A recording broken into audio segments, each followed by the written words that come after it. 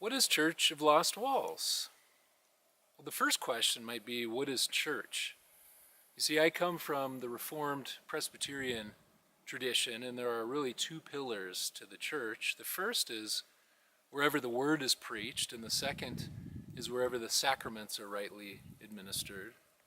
But the truth is, most people don't really know what the meaning of the word actually is, or the sacraments to their daily lives. What's more, many people in our generation are longing for a sacred reconnection with the wild earth, to a deep experiential participatory relationship with the divine that's not mediated by church or liturgy, or that is not found in showing up in a building behind walls.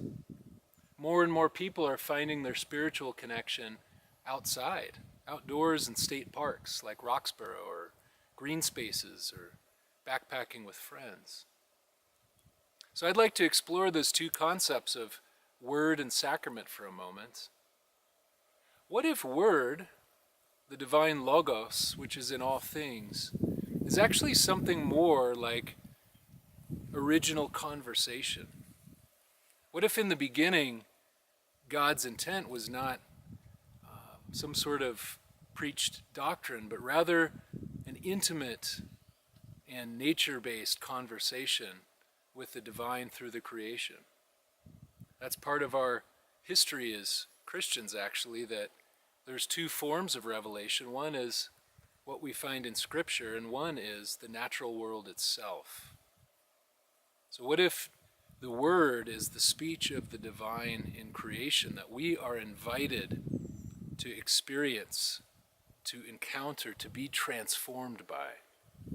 The second is this idea of sacrament, which actually, another translation of that is mysterion, which means mystery. It's nothing more than the visible expression of an invisible reality.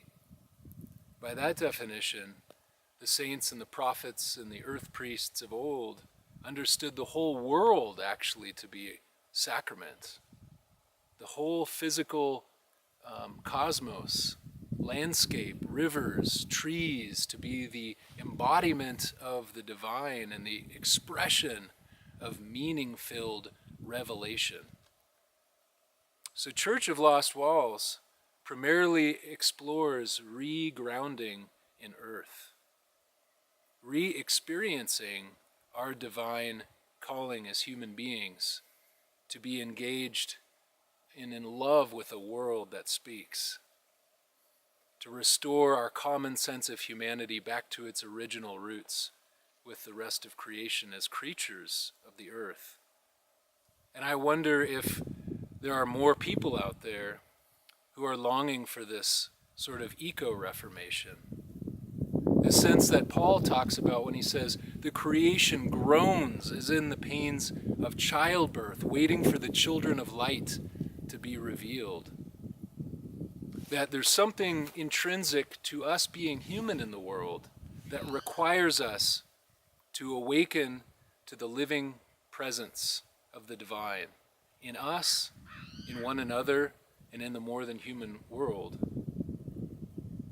So maybe what Church of Lost Walls is actually about is helping people discover and to become who they really are in our connection with the natural world. Isn't that what incarnation really is? Isn't incarnation embodying the purpose and the destiny for which we were created?